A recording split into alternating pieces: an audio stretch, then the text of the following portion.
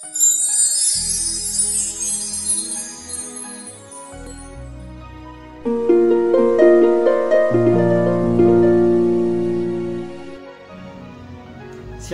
saudara-saudara yang terkasih dalam Yesus Kristus Tuhan. Hendaklah kita tetap mengucap syukur kepada Tuhan dengan hati yang melimpah atas penyertaan yang sempurna di dalam kehidupan kita. Karena situasi dan kondisi yang terjadi saat ini, hidup kita masih dalam pemeliharaan dan perlindungannya Tuhan. Bahkan sampai dengan hari ini, kita masih menikmati berkat-berkat yang sudah Tuhan berikan bagi kita.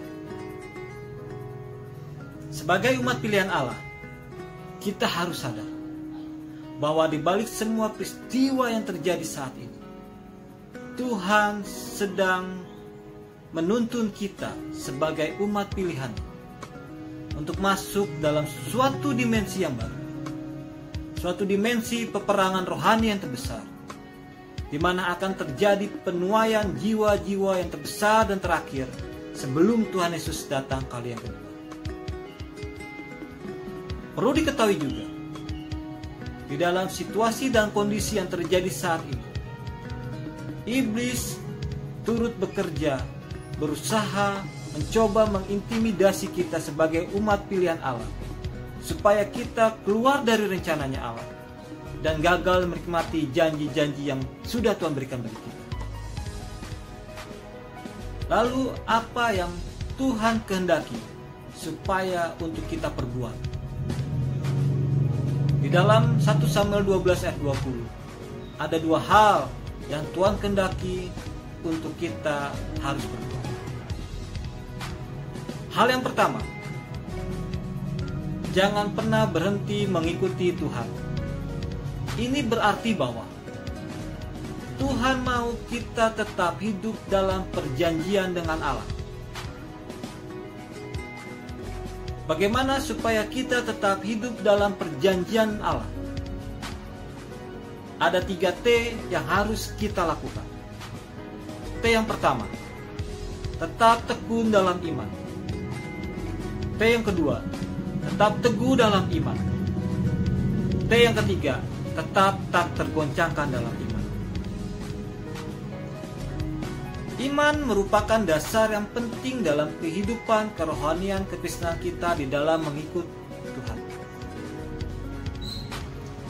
Iman yang kita miliki, iman yang ada dalam diri kita, bukan hasil dari jerih payah kita, tetapi pemberian Tuhan. Supaya dengan iman kita dapat melakukan kehendak Allah melalui perintah-perintahnya yang sudah Tuhan berikan bagi kita. Oleh karena iman, hidup kita dibenarkan oleh Allah. Seperti firman Tuhan yang tertulis dalam Ibrani 10 ayat 38. Orangku yang benar hidup oleh iman. Dengan iman, kita masih memiliki pengharapan akan menerima janji-janji Tuhan yang sudah Tuhan berikan bagi kita. Hal yang kedua yang Tuhan kehendaki untuk kita perbuat di dalam 1 Samuel 12 ayat 20. Tetap beribadah kepada Tuhan dengan segenap hati. Ini berarti bahwa Tuhan mau kita tetap tinggal di dalam hadirat-Nya. Jangan pernah jemu-jemu, jangan pernah bosan-bosan masuk dalam hadirat Tuhan dengan doa, pujian, dan penyembahan, serta memperkatakan firman Tuhan. Apabila ini kita lakukan, maka ini akan membuat hati kita melekat kepada Tuhan. Apabila hati kita melekat kepada Tuhan, percayalah, janji Tuhan di dalam Mazmur 91 ayat 14-16 akan tergenapi di dalam kehidupan kita. Mari saudara-saudaraku yang terkasih dalam Kristus Tuhan,